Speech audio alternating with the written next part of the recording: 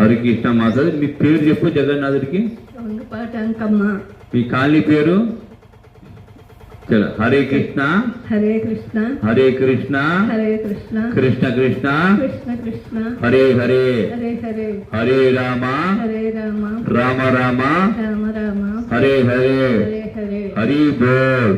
హరి బోల్. జై జగన్నాథ్. జై జగన్నాథ్. జై శ్రీకృష్ణ.